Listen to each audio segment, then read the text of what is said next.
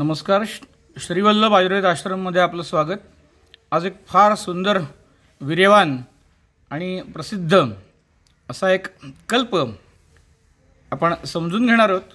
शिलाप्रवंगवटी.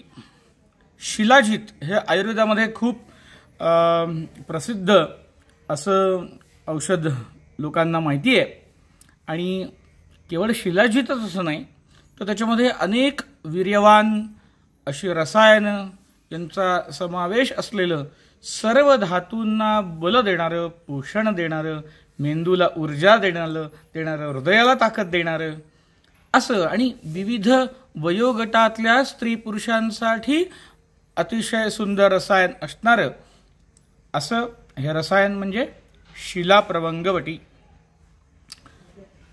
ज्या औषधामध्ये सुवर्णभस्मासारखं वीर्यवान ओजस्वी असं द्रव्य आहे, मौक्तिक भस्म, वंगभस्म, ह्या औषधांची यादी मला याच्यामध्ये सांगायची काही आवश्यकता नाही आहे, पण त्याच्यापासून प्राप्त काय होतं ते समजून घेण्याचं गरजेचं आहे.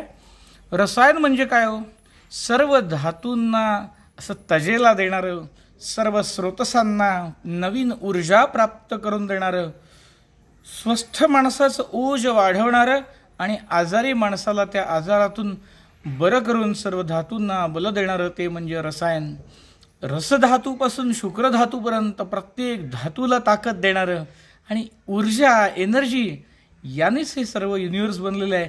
आपल्या शरीरातल्या प्रत्येक पेशीला बल पाहिजे, ऊर्जा पाहिजे, ते देणारं असं हे रसायन. शिलाजतू आहे. मकरध्वज. शुक्रवर्धन आणि वाजीकरण या दोन गोष्टी आयुर्वेदामध्ये इतक्या सर्व लोकांना प्रसिद्ध माहिती आहेत की तेवढे एकच कारणासाठी म्हणून हे अशा शिलाप्रवंगासारख्या कल्पांचा वापर बाहेर अनेक लोक करत असतात. अगदी काउंटर सेल्स त्याचा होतो, पण प्रत्यक्षात ते हृदयाला बल देणारं, मेंदूला बल देणारं, वृक्कांना बल देणारं, अंतरांना बल देणारं, अगदी मणक्यांना सुद्धा ताकद देणारं, हातापायांना, नसांना ताकद देणारं अतिशय सुंदर असं रसायन आहे. आपलं वाढलं काय पाहिजे हो? तर ओज. अनेक लोक घाबरट असतात, बिभेती, घाबरणे, बिभेती, दौर्बल्य असतं त्यांना, दुर्बलो, वारंवार सारखं निगेटिव्ह विषयांचं चिंतन करत बसलेले असे रडे लोक असतात, डिप्रेशनमध्ये गेलेले. या अशा सगळ्या रड्या लोकांना मी शिलाप्रवंगवटी खायला घालतो. बिभेती, दुर्बलो, अभीक्ष्णम ध्यायती, व्यथितेंद्रियः. जे लोक सारखे कटकट करत असतात ना, किरकिर, अशा सगळ्या लोकांना शिलाप्रवंगवटी खायला घालतो. आठवड्याभराने तरतरीत होतात, छान. अनेक लोकांना विनाकारण मूड त्यांचे डाऊन होऊन जातात. अनेक पुरुष सुद्धा आमच्याकडे असे येतात आणि स्त्रियाही अशा येतात की कामामध्ये काही रस लागत नाही, उत्साह वाटत नाही. बरं आहे, सगळं छान चाललंय, काही फार मोठं प्रत्येक वेळेला मोठं संकटच येऊन बसलं पाहिजे असं नाही, पण सुखी माणसांना ते सुख दुखत असतं. अशा माणसांना जरा ऊर्जा तजेला मिळाला, मेंदूला छान रक्तपुरवठा झाला, वृक्कांना छान रक्तपुरवठा झाला, हृदयाला बल मिळालं की हे लोक तरतरीत आणि टवटवीत होतात. माझ्या भाषेत माझ्या रुग्णांना मी काय सांगतो माहिती आहे? मी काय सांगतो ते कर, तुला पालवी फुटेल, एवढ्या एका वाक्याने माझं काम पूर्ण होतं. तर असं हे शिलाप्रवंगवटी ही विविध व्याधींना, अगदी कुष्ठामध्ये सुद्धा मी वापरतो. का हो कुष्ठ?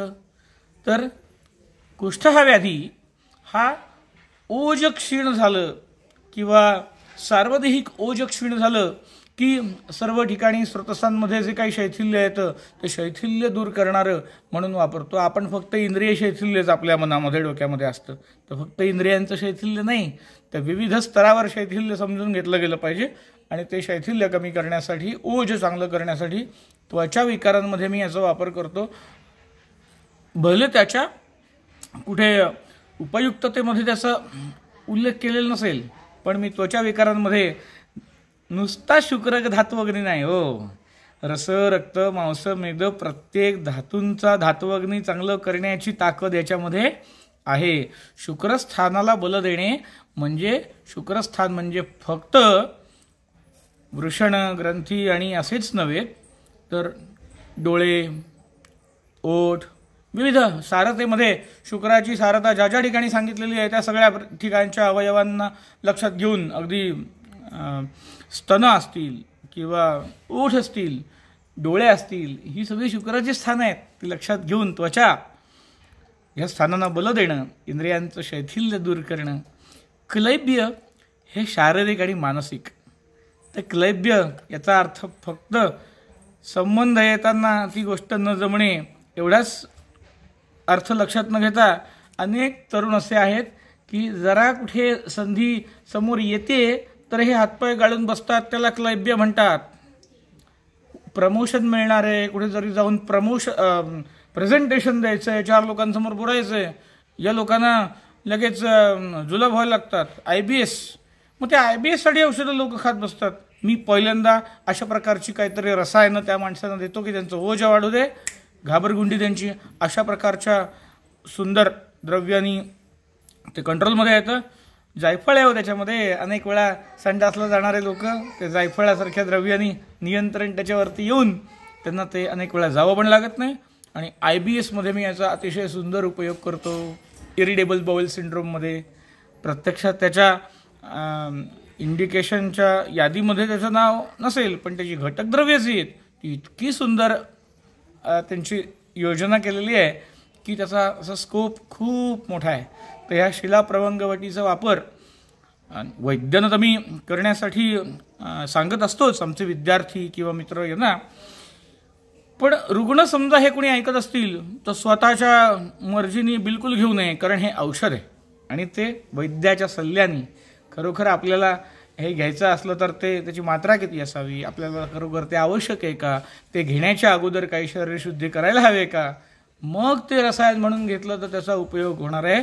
नुसतं स्वतःच्या मनाने औषधं खायची नाही आहेत, पण आपल्याला अशा प्रकारची वीर्यवान द्रव्य आयुर्वेदामध्ये असतात हे सुद्धा कळणं गरजेचं आहे. म्हणून एक मी छोटासा व्हिडिओ केला आहे. धन्यवाद.